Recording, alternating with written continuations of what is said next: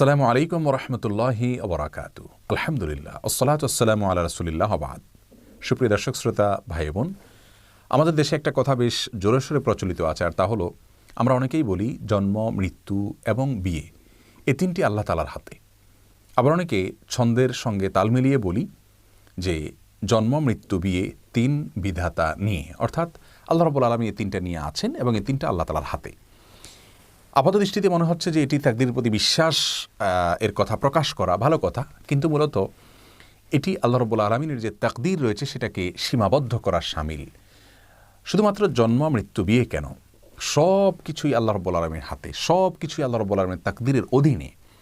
আমরা কি করব কি না করব আল্লাহ রাব্বুল আলামিন আগে থেকে জানেন, তিনি লিখে রেখেছেন। তার তাকদীর আমাদেরকে বাধ্য করছে ব্যাপারটি সেরকম নয়, বরং আমরা যা করতাম, আমাদের যে গন্তব্য, আমাদের যে কর্ম, সেটা আল্লাহ তাআলা আগে থেকে জানেন, তিনি লিখে রেখেছেন। তার তাকদীরের বাইরে কিছুই নেই। শুধুমাত্র জন্ম, মৃত্যু, বিয়ে কেন, আমাদের উপার্জন, আমাদের খাদ্য, আমাদের রিজিক, আমাদের সব বিষয়গুলোই আল্লাহ রাব্বুল আলামিনের হাতে।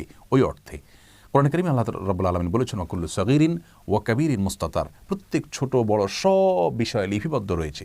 সব বিষয় আল্লাহ রাব্বুল আলামিনের জ্ঞানের অধীনে রয়েছে, আল্লাহ তাকদীরের অধীনে রয়েছে। বিধায় আমরা তাকদীরের কারণেই বাধ্য হচ্ছি, সেভাবে নয়, বরং তাকদীরটা শুধুমাত্র আমাদের বিশ্বাসের জন্য।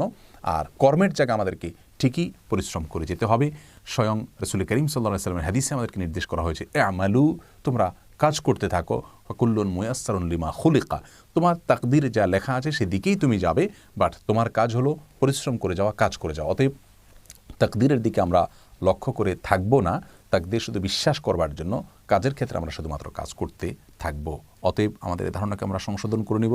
শুধুমাত্র জন্ম, মৃত্যু, বিয়ে নয়, সব কিছুই আল্লাহ রাব্বুল আলামিনের তাকদীরের অধীন এবং সব কিছুই আল্লাহ রাব্বুল আলামিন জানেন। আল্লাহ তাআলা আমাদের সকলকে শুদ্ধ চিন্তা লালন করার তৌফিক দান করুন। আসসালামু আলাইকুম ওয়া রাহমাতুল্লাহি ওয়া বারাকাতুহু।